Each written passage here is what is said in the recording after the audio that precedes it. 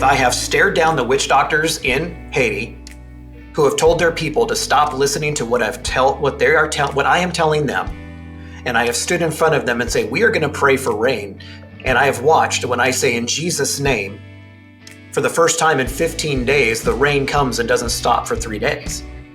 But at the same time, I am teaching them on how to build a healthy soil, because a healthy soil is a better sponge.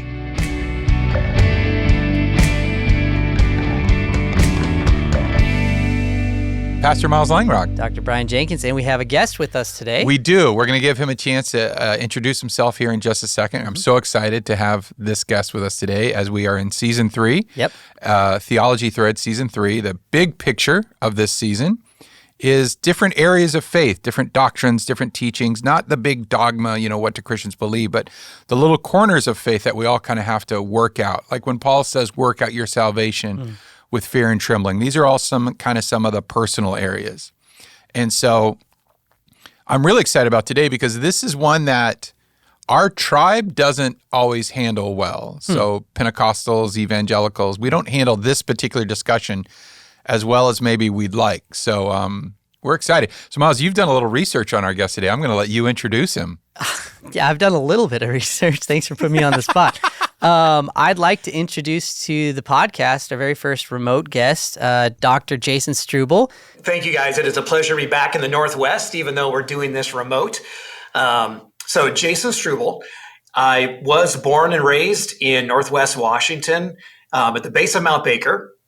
And so pedigree-wise, my CV, I have a degree from Northwest College of the Bible. Oh, okay. Take it way back. Missions. Yes. Wow, apparently you were educated in 1914, so that's exciting. It pretty is, We refer to that to the 1900s on the show. Yeah, or last century.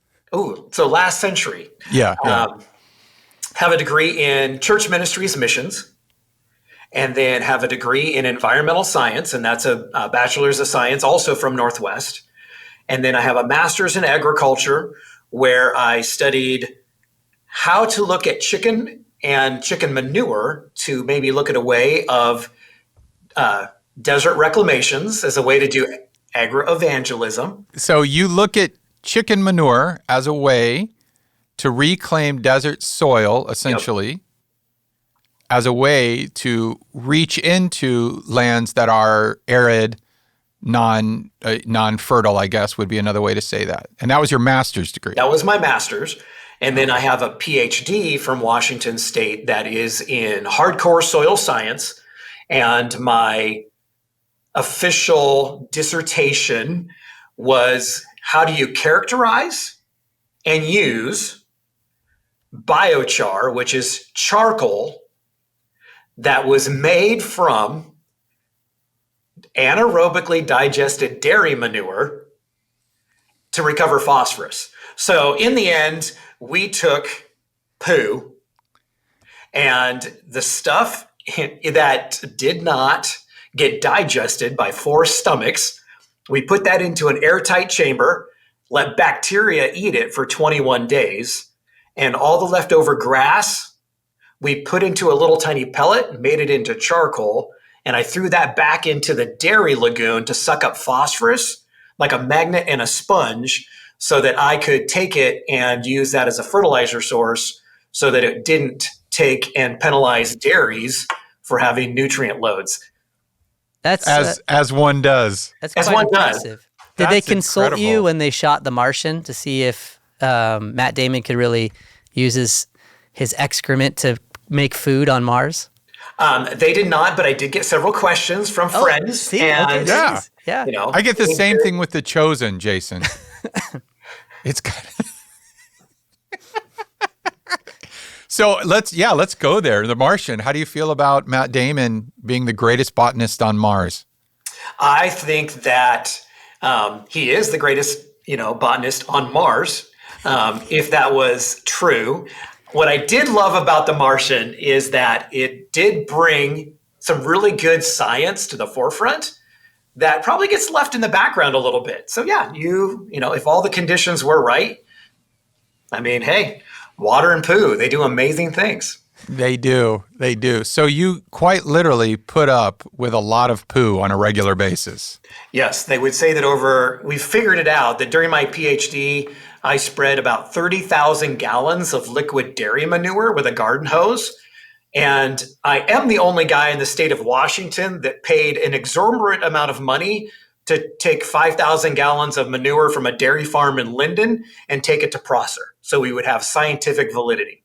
Wow. So it's a poo HD. Yes, it is. That's impressive. That's impressive. We piled it Jason. higher and deeper, literally. That's incredible. But that's Dr. Jason Streubel. Give us a little bit on Jason Streubel, your family, ministry journey, that kind of thing. Yeah. So the other side, I grew up on the only registered cherry orchard in Western Washington. So when you think about Washington agriculture, you think of cherries, all on the east side. My grandfather had the only registered orchard on the west side. So that's where I grew up. I really appreciated nature, the connections that are being made. That's where I learned to talk to people. That's where I learned to really love being outdoors, growing up in the mountains. My family history was not a journey of faith. It was a faith that if it was there, it was very ritualistic and it wasn't a real connection. There's alcoholism on either side, all those different pieces. But God got a hold of my family's life when I was 5. And God got a hold of my life as well and felt from a very young age that I was supposed to bring hope to people physically and spiritually. I did not know what that meant. Went from the orchard to then really fostering this desire to help people know Jesus in an authentic way, to populate heaven, and went to Northwest Bible, got my degree in missions, was headed towards Africa. My wife and I were pastoring in Bellingham. And as we were getting ready to apply for full-time missions, God just deeply embedded in my heart, I want you to get a PhD. I didn't know what that meant. I started a Master's of Divinity program. I dropped out when I figured out I needed to write a paper on the Trinity. That's for Brian to figure out. That is not for me. And it's like an egg. And then it is. It's like a banana. And so in that process, God just kind of brought me back. And so my wife and I helped pastor in 4 different communities in the Northwest as we were doing things to either afford our pastoral habit or our education habit. And so my wife and I we've been married for 27 years. We have, as of tomorrow, we have 6 kids. Wow. Yes. So I have 4 biologicals. Yeah. So I've got 4 biologicals. I've got a 24, a 20, and a 17. And we've been foster parents for over a decade. And the last sibling set that we've had for about 6.5 years, we are officially adopting tomorrow. So I will go 6, 7, 9, 17, 20, and 24. That's incredible. Wow. That's awesome. Yeah, that's incredible. Congratulations. That's incredible. So Jason and I's stories intersected during my church planting tenure, which we'll get to what Jason's up to now. So it wasn't in the manure. No. Okay. Well, metaphorically, yeah. There's manure in both fields. Yeah. So you put up with a lot, but when I came to Springfield, which is where Jason lives now, how did we actually meet? I don't even remember how we actually met. Probably through Evangel University or some kind of connection there. I think it was through your father-in-law.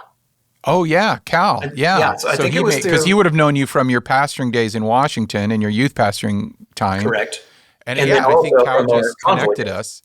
And Jason was just he just became a great friend.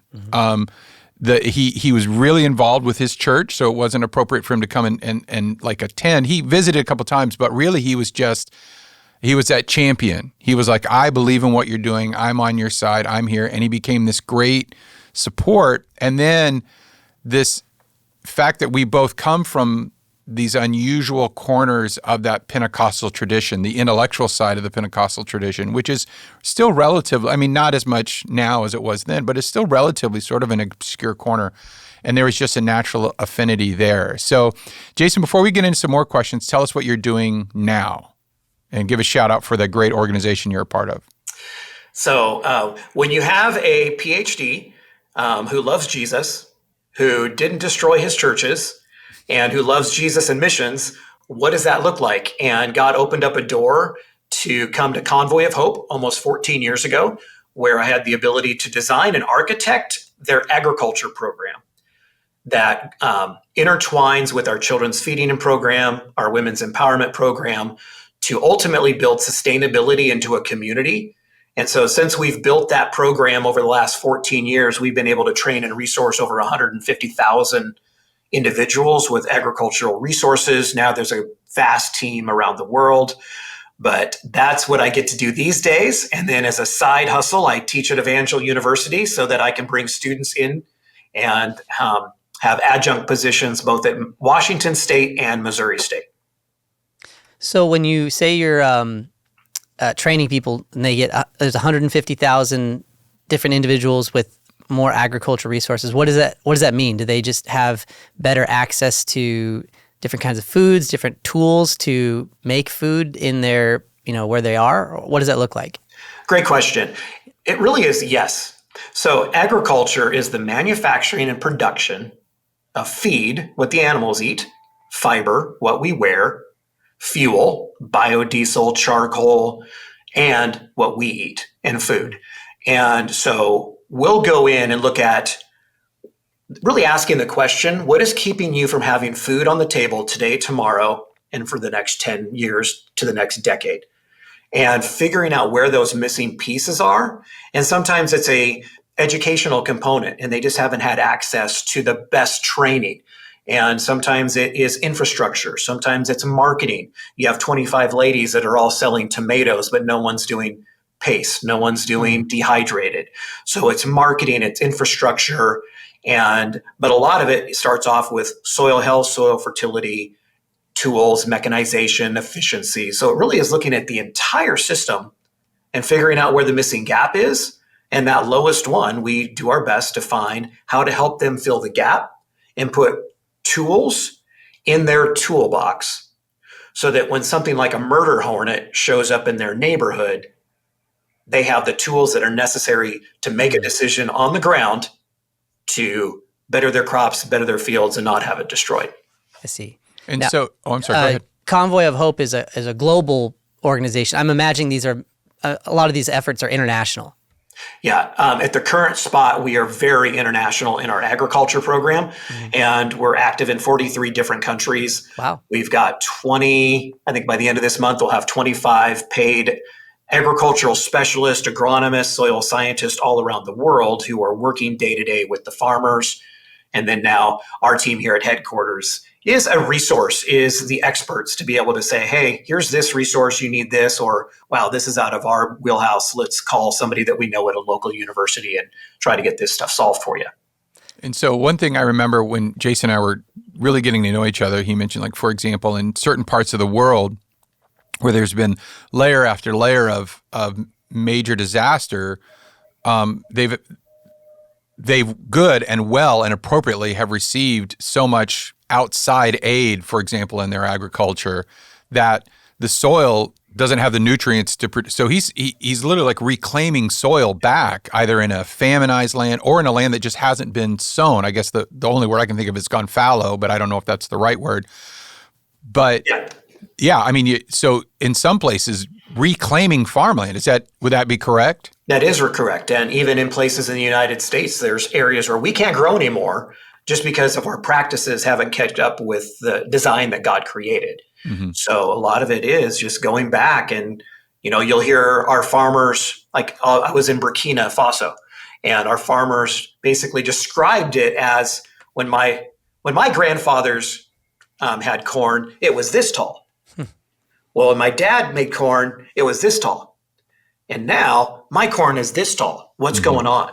And so it's how do you put stuff back in the soil? Because you need to be able to feed the soil. You got to be able to do it correctly. So a lot of it is that component of just bringing back the land. It will take, I can destroy the most fertile soil in Western Washington in 5 years and make everything unlivable. But it could potentially take me 30 years to build the whole systems back.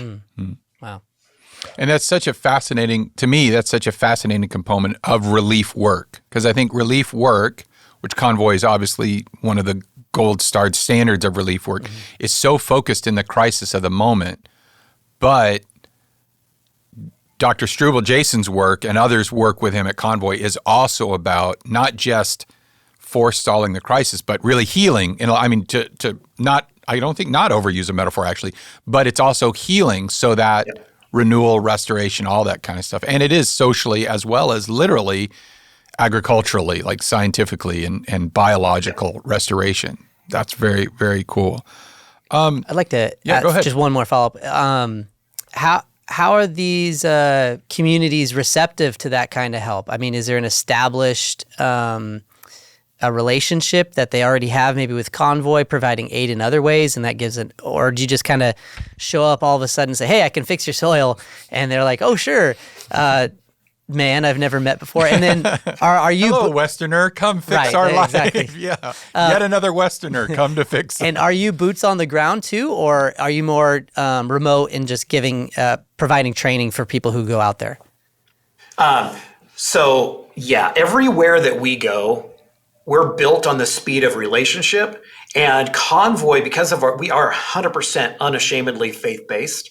Our goal is to prop up the church and make it the vessel that God created it to be. And so we're working through the local church. So that allows us to go into a school feeding program with relationship. And so most of those countries and those communities, we're not just jumping in and going, hey, I'm the white guy. That's what I was wondering. But one of the other things that now our system is large enough where at the very beginning, our projects in Haiti, where I started, I was scientist, agronomist, project lead, resource creator. And now all of our agronomists are in the country. So they know the soil, they know the context, know the culture. And we just sit back. And now, my primary goal and my primary job is advocating, resourcing, using my expertise. But we rely on people on the ground who have relationship in their own language, in their community, in their soil, that allows us to do some really amazing work. And because of that trusting relationship already, we've seen great success. And in the end, we champion the church. Yeah. And by the way, just so you know, we'll have links if you'd like to find out more about Convoy of Hope, even support them, donate to them. They have, if you have young people, if you are a pastor listening to this and you're looking for missions trips opportunities, all of that is great and done. Another relationship, Matt Wilkie and his team over there, if that's what Matt's still doing, but just a lot of people you can talk to. And Convoy of Hope is an organization you can go all in with, you can trust, and to really help. And right now, as we're recording this, California wildfires are sort of at the front of everyone. They're doing great relief work there. So we'll have all those links in the show description. And if this is interesting you or this is compelling you, make sure you like it, you share it with somebody along the way. So the heart of today's conversation was really, and the heart of it is really meant to be this intersection between faith and science, which can be stereotypically characterized, although not always historically accurate, by the way, but can be stereotypically characterized as an oppositional relationship. So my side of this has sort of been the intellectual life and the thought life, and Jason's side of it has been that hard science life, if you will. And so I think we both found ourselves sort of floating sometimes in faith identity and where do I fit in, and and so I wanted him for us to have that conversation. And so obviously from your background, Cherry Orchard, growing up in Northwest Washington, talk a little bit about that switch from maybe a standard ministry model to the scientific ministry model. Like I think the way that I word it is that interest in the science of it. I was that kid who spent most of his lunchtime in the science room, little extra credit, dissecting worms, building crystals. I was on Science Olympiad. So I've always enjoyed the science piece of it, on how things fit together, on the design that's out there. And that's just always been who I am. So it's just, I'm the nerd and I'm okay with that. Mm-hmm. But during my missions degree at Northwest, we were introduced to a guy named John McMillan. And he was in the business department, but he worked for World Vision during the first Ethiopian famines. And he really looked at how we could use aquaculture and eco-intensive agriculture as a way to go into unreached people groups.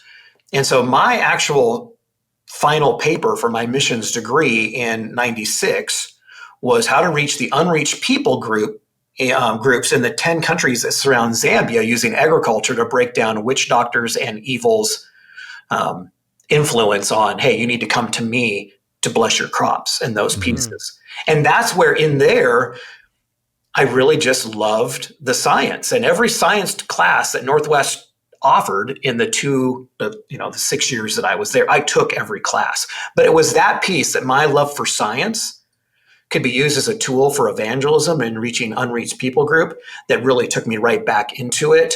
And that desire to help people physically and spiritually. And another Northwest professor, Bill Randolph, I remember going back and forth with him on, do I pursue my master's in divinity? Do I go back to school? What does this look like? And he said, you're a good scientist, or you have the potential to be a good scientist. I think Hal Collins at Washington State is the one who really drove me to be a good scientist. And he goes, do you want to have all the tools? Do you want to be the tool that the world can use? Or do you always want to have to go back and ask for more? And that's where that, hey, God telling me to get a PhD, what that really meant. And I just can continue to go where the doors open. But it was, how can this be used for mission? I think that's what you just said just sparked something in me, because as Pentecostals, we would often think, and we did an episode on miracles earlier this season that you can go back and check out, but as Pentecostals, we often will default to the response to something like a witch doctor or a shaman, to that sort of dark mystical, that energy that they're trying to bring to solve, let's say, a famine or a drought or something like that. We wouldn't think that the way to handle that is, well, let's bring science into it. Let's just, we would say, well, it's power encounter, which is important and valuable and necessary and miraculous. And I hope, I don't want anyone to hear me debunk that. But the idea that because we serve a God who is a creator God who built this to work a certain way, we can trust his process as well. Yeah. That's another way to combat the schemes of the enemy. That's another form, really, although it's natural, it's still a form of spiritual warfare, which is kind of what I heard you say. Yeah, and I've been in both. I have stared down the witch doctors in Haiti who have told their people to stop listening to what I am telling them. And I have stood in front of them and say, we are going to pray for rain. And I have watched when I say in Jesus' name, for the first time in 15 days, the rain comes and doesn't stop for 3 days. Wow. But at the same time, I am teaching them on how to build a healthy soil, because a healthy soil is a better sponge. And then when the waters do come in the patterns that we have, it isn't just reliance on the rain. And I'm not going back. It's no, when the rains come, how do I capture it? And using the science and the way that God designed it. So it really is, there's not one or the other. It's them as a combo. You shouldn't go as a soil science missionary.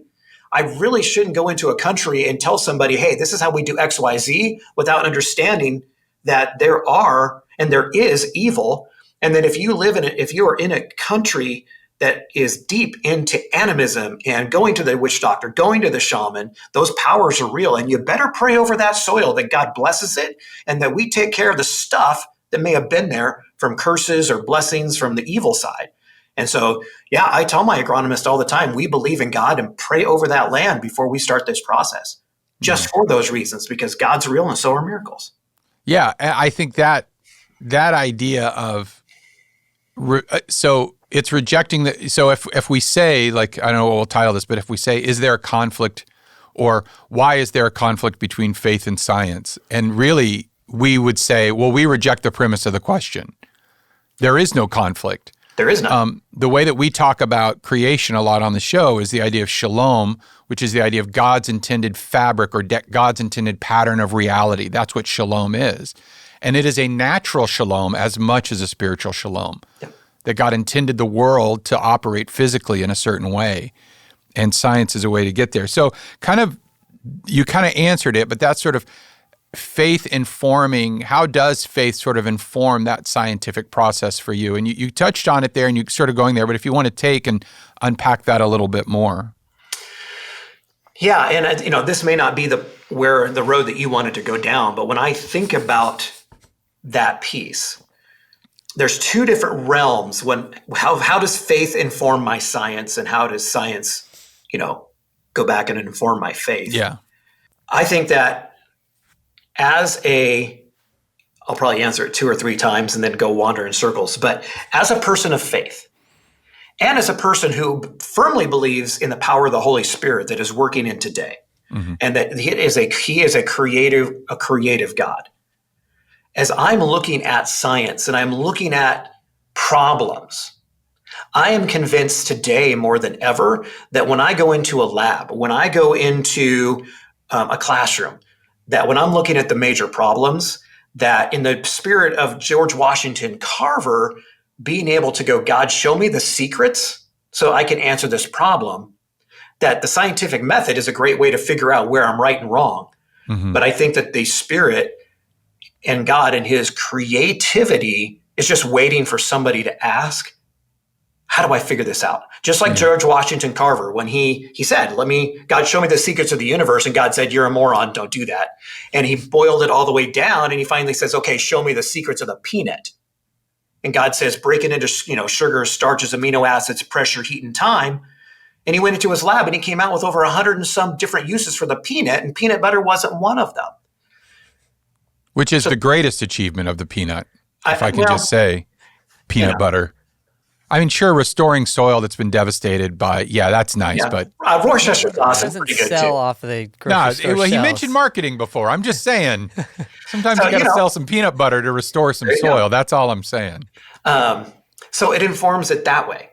And I truly believe that the best science is yet to come, and that the Spirit-filled scientist who asks those questions, God will empower. The other side of it is that when I look through my scientific lens, especially if I'm looking through an ecological lens, I truly believe that man is different and was created on purpose, different than the E. coli. And that probably is where my worldview is different than some scientists who are not coming at it from there is a living, breathing God who still is active today. Yeah. And that human and E. coli may be the same. Yeah, that we're both just organisms. Value. One's just more complex than the other. And you would say, no, we are something entirely different. Just because we're made of some of the same stuff, but we are something different and special. And humanity has its own unique and special place in creation. Correct. And so I would say those are the two ways that science shapes, but then also my faith, my lens of science and faith, but then at the same time, those things of science come back to me. And I struggled with this probably for almost about 8 years. And we've just discovered this thing. It's no longer miraculous. Where I've had to come back, and now I look at these new details that we find in fungal relationships and bacterial relationships inside of all the different things that are in the soil. And even though now we know step by step which chromosome, which process, which enzyme, no, that is a miracle of design and creativity of God.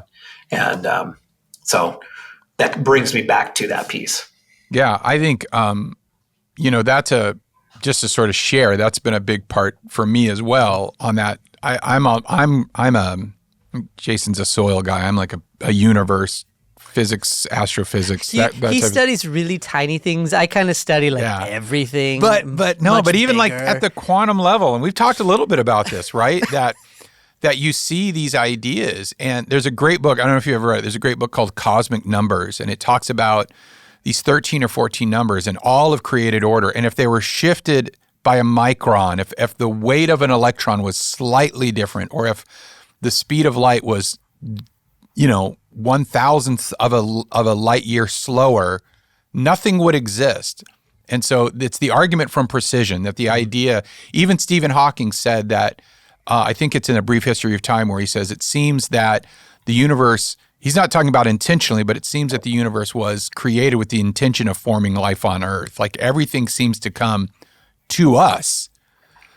Carl Sagan talked about, Jason, I don't know if you remember this back in the day when you did visit the church, we had that slide from Carl Sagan that would come up before the services, and it would say the idea that if he were a Christian, he would love science even more because the bigger the universe got, the bigger God gets. And that idea of expanding it, Galileo was the one who said he didn't understand why the God who gave us reason would expect us to forego its use. Yes.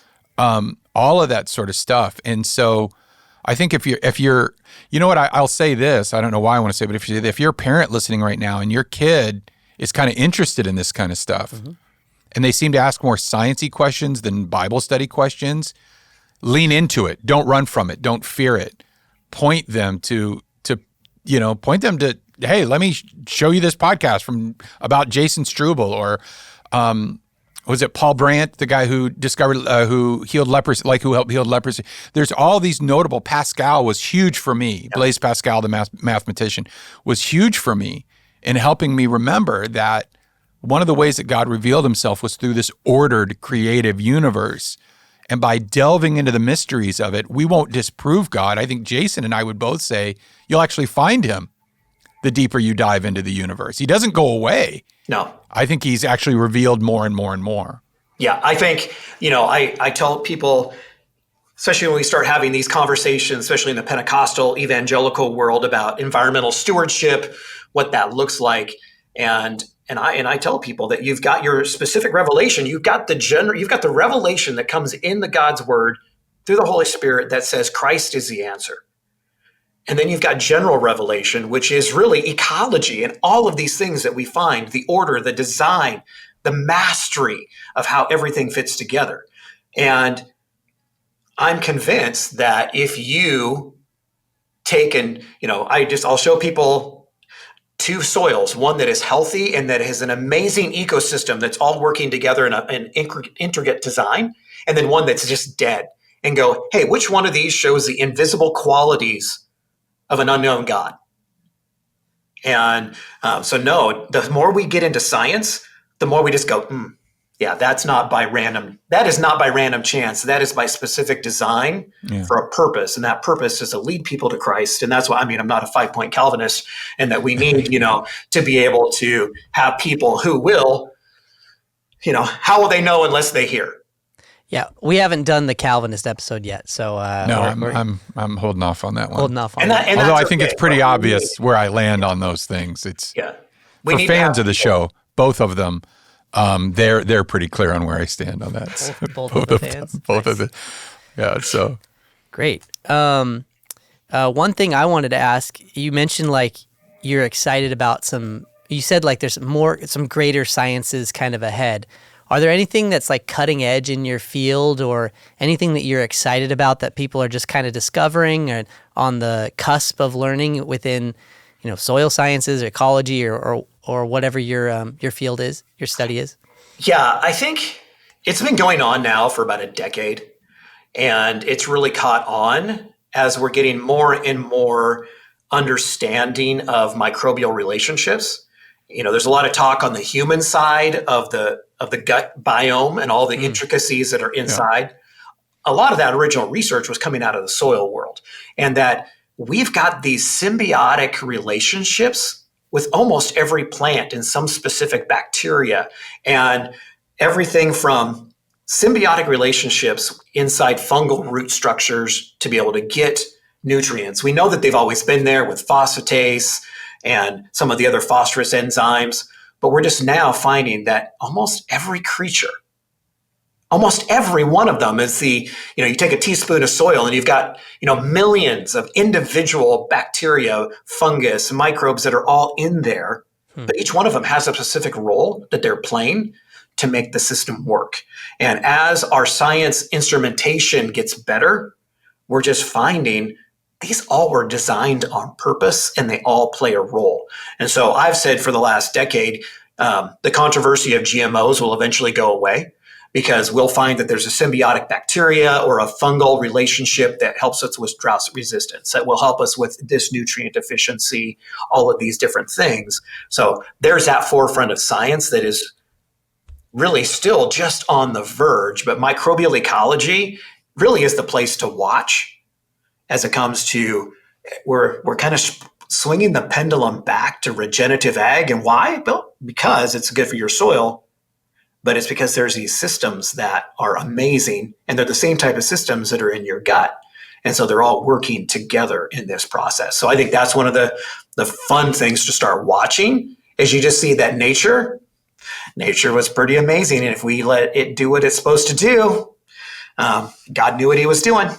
This guy gets it. Yeah, one might say he's a fun guy. Ah, you've been waiting. I Nice. was waiting guy. for the opportunity. He's the fungus among us, Dr. Jason Struble. Instead of the fine-tuning argument for the explanation of the universe, it's the fungal. It's the fungal argument. Yeah, Don't fungal get me too. on mycelium streams and how big things are and what. Anyway, Hey, the largest living organism, again, it's still up for debate, but the largest living organism is in your backyard.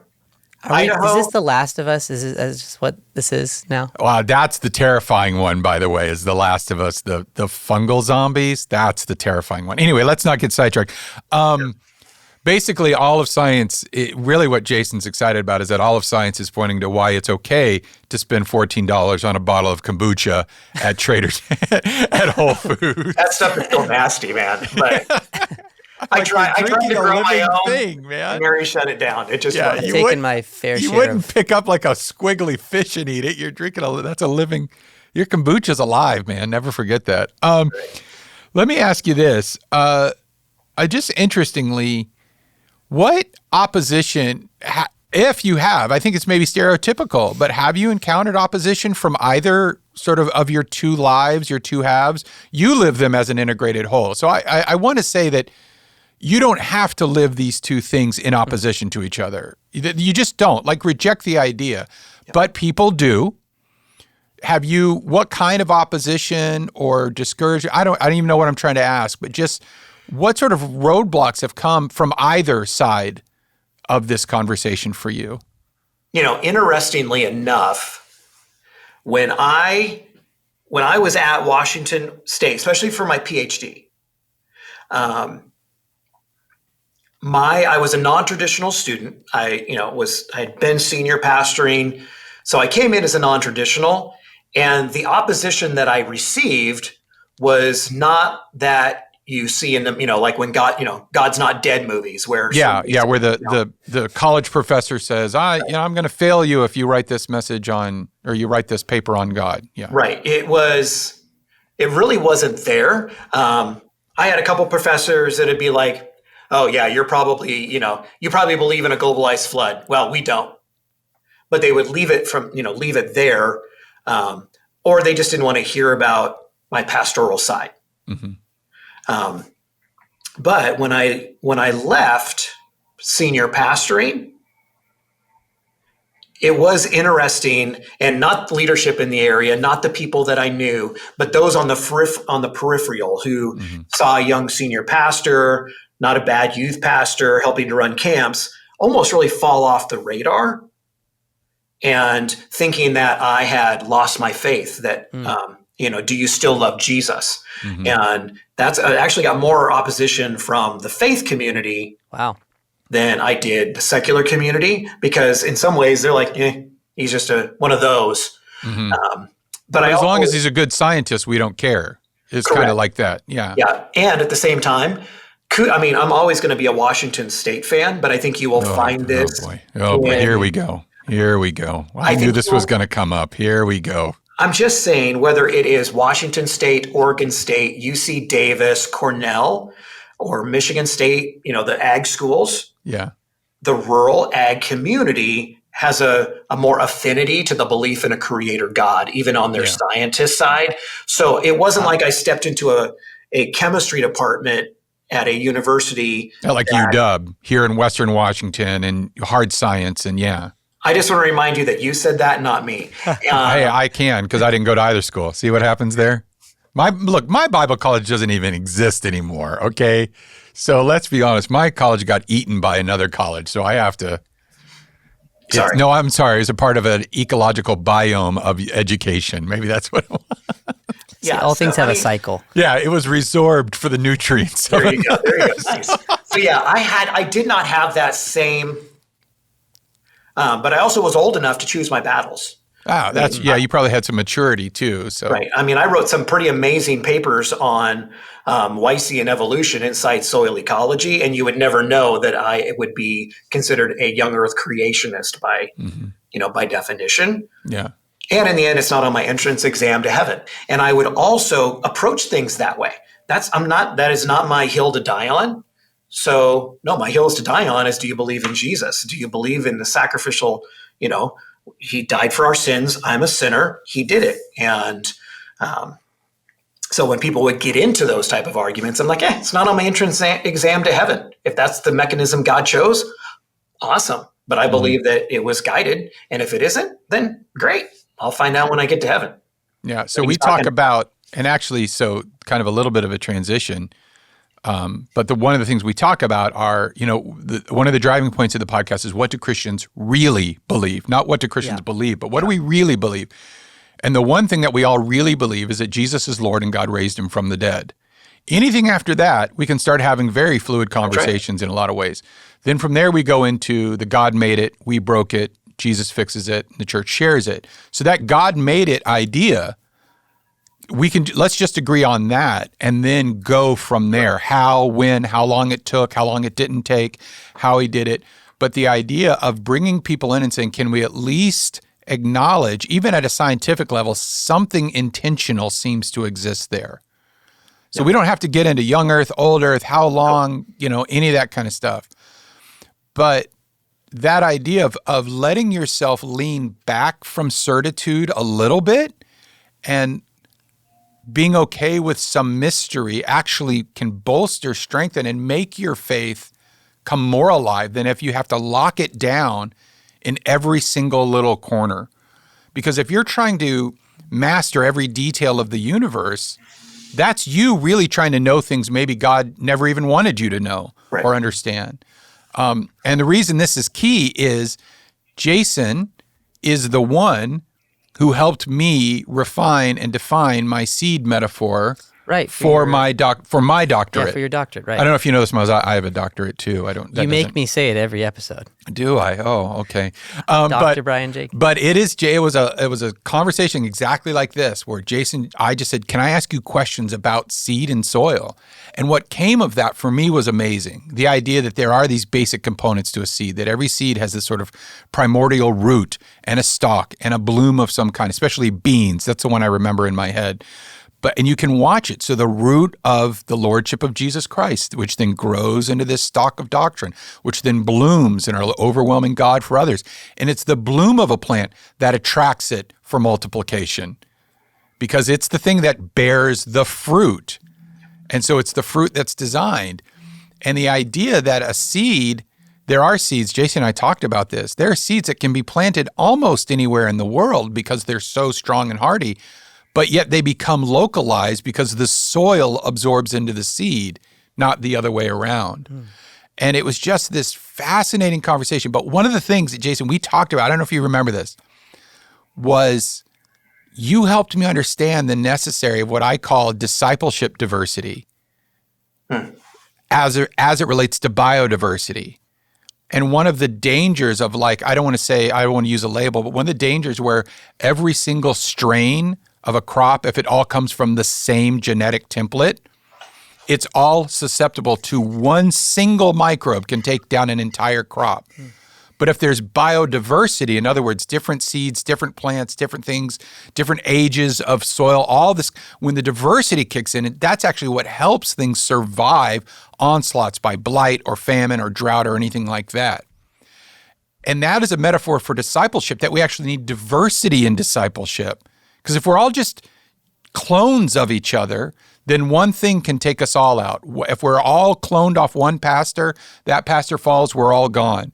If we're all cloned on one doctrine and that doctrine proves to be unlivable or unsustainable, we're all taken down.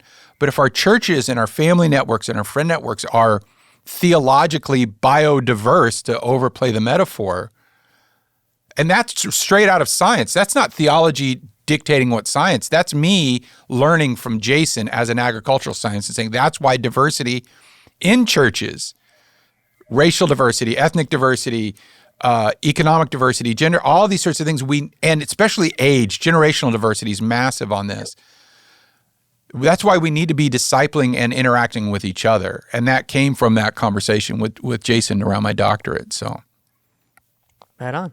oh, okay. I didn't realize I put a little pin on it like that. Okay. Yeah, you did good. Okay. So let me ask you this. As a scientist, this was one of the questions we sent you, so here we go. As a scientist, what is one thing you would want Christians to know? Scientists are not the enemy. They are not the enemy. You have inquisitive people who are designed by God, who are talented by God. Some of them may just need to meet God and to meet an authentic person of faith who doesn't go, ooh, you believe in this. Ooh, you believe in this. You're the scourge of the earth. Everything that we have was because of discovery, and whether it came from Galileo all the way down to, Hal Collins of, Washington State, or even a Jason Streubel. All of those things, we're just being creative. Scientists are being creative, and they're trying to solve problems. There's nobody out there who's trying to purposely destroy the world. And I think sometimes the extreme Christian worldview says that, no, they're out to destroy everything, and they're adamantly opposed against Jesus. Some, yes. But as a whole, scientists, no. They're just trying to solve problems and use the scientific method to do it. Mm-hmm. And then as a Christian, what is one thing you would love for your colleagues in science to know? We all don't hate you. So you want both sides to get it. Yeah. And I think that if I am a person of faith,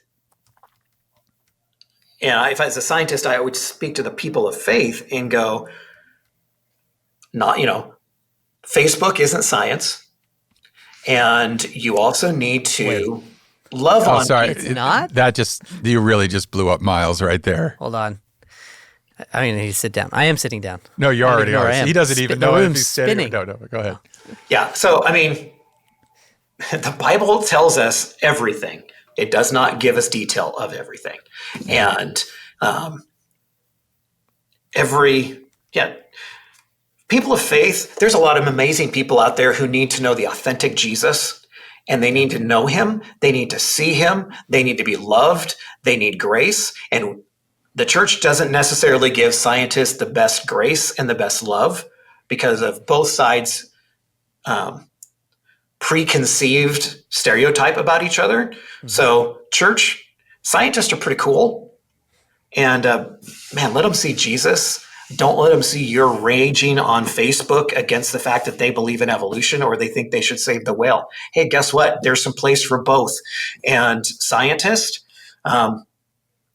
get to know some real people of faith who don't think that you're out to destroy them, but also know that they believe that some of you are adamantly opposed to the fact that there is a God. And so if I, as a person of faith, don't believe that you are adamantly against me or I believe that you're out to destroy the God that I love, then I'm going to probably put up a barrier to there. So I think there needs to be grace on both sides. It's almost as though he's saying, do unto others as you would have them do unto you. I once heard a crazy guy teaching things like that one day. I wonder if, because the discipline of science, right? The scientific method is to test and to try and to push. And if you get a doctorate, now not a doctorate, but if you publish, a thesis or a dissertation, now it has to be tested and tried and that's rigorous, right? Because we want to be able to say that's exactly what this is and we can count on it. So almost as as a discipline for scientists, they're always pushing and testing things. You come to a person of faith, and then that person might say, well, let me push and test that faith. And then if someone who is of faith might feel,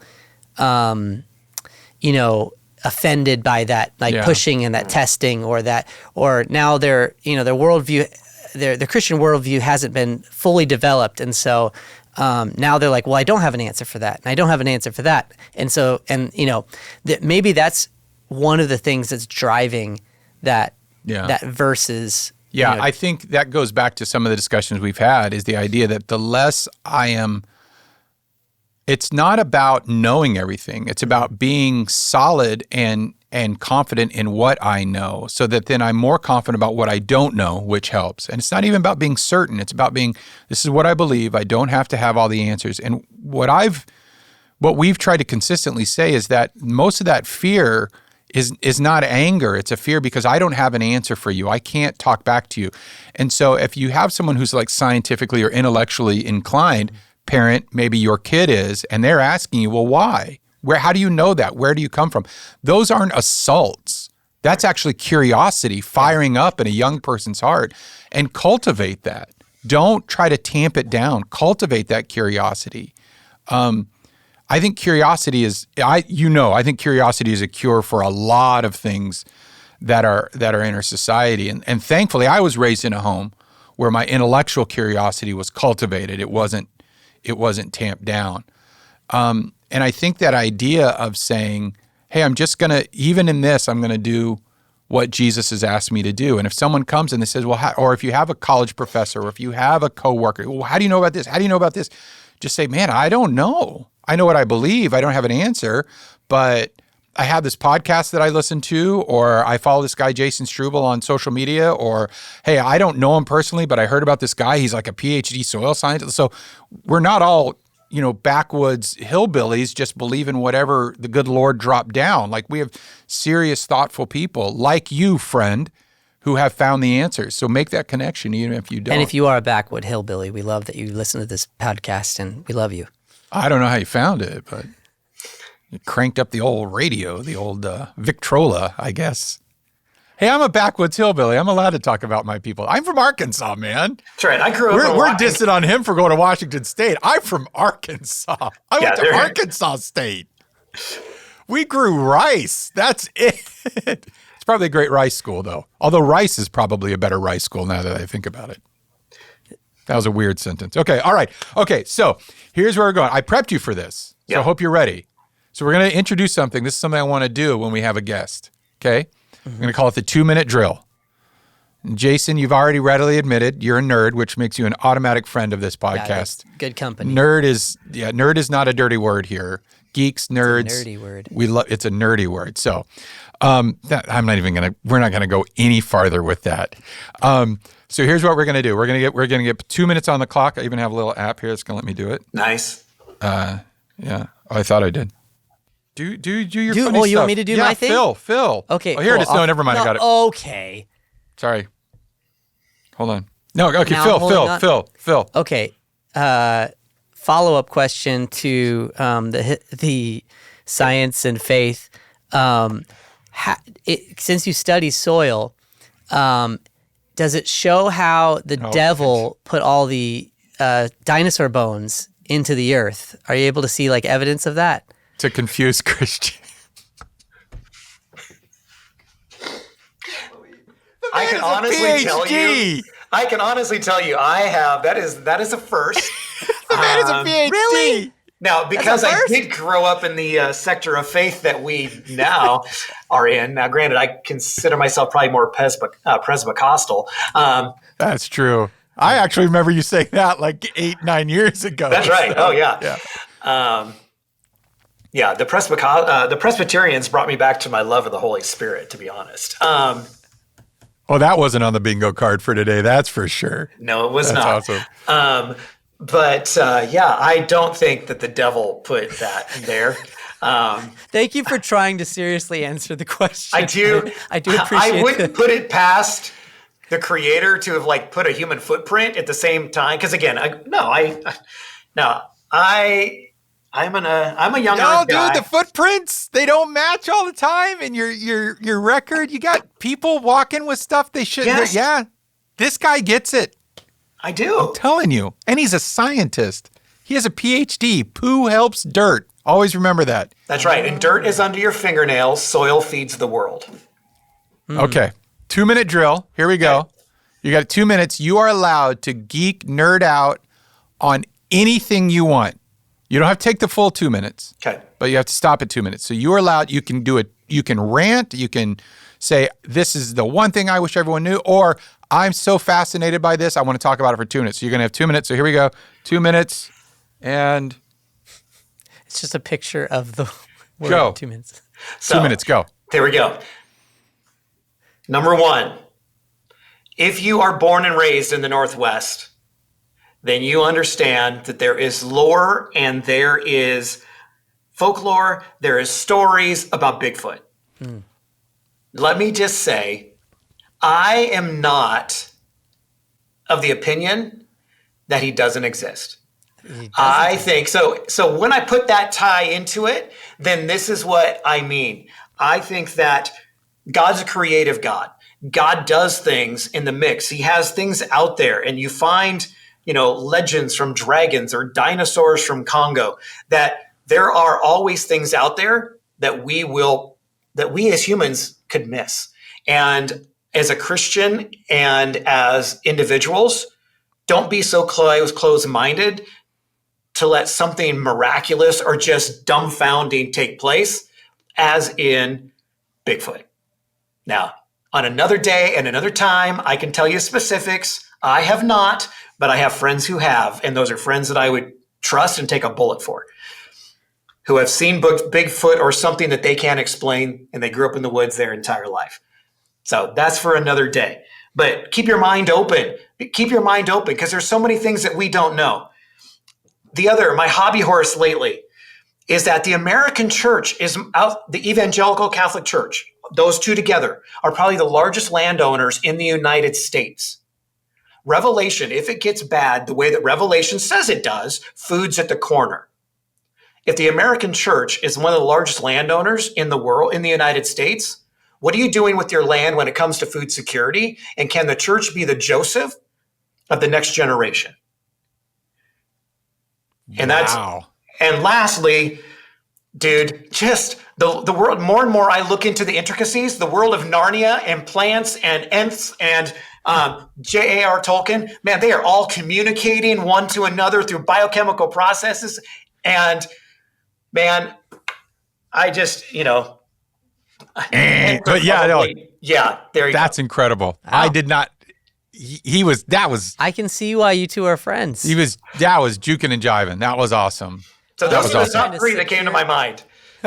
You're really trying to secure another episode by dropping the Bigfoot. Like, Yeah, I did not have I know Bigfoot some on my people. beat. I know a guy. But I got a that'll be for Bigfoot next guy. time. Okay. All right. Well, Miles, wrap us up. Jason, stay on the line because we do something else. But Miles, wrap us up. Perfect. Well, thank you for joining us for another exciting episode of the Theology Threads podcast. Our first ever, outside the New Life family guest and zoomed in and everything. So this has been great. It's been a treat. Please like and share. Make sure to leave a 5-star review on your podcast app so that others can follow us. And where can you follow Jason? Where can you do you have social media, or at least at Convoy of Hope? So we'll start by follow Convoy of Hope on social media. But also, Jason, do you have some stuff too? Yeah, I'm getting better at it, but docstrube.com. So DOCSTRUBE.com. And right now you We'll can make see a sure bunch of that's in geology videos. Why not? Right on. But we'll make sure that's in the show links as well. So Perfect. Well, thank you, Dr. Jason Streubel, and thank you, Dr. Brian Jenkins. thank you, Pastor Miles Langrock.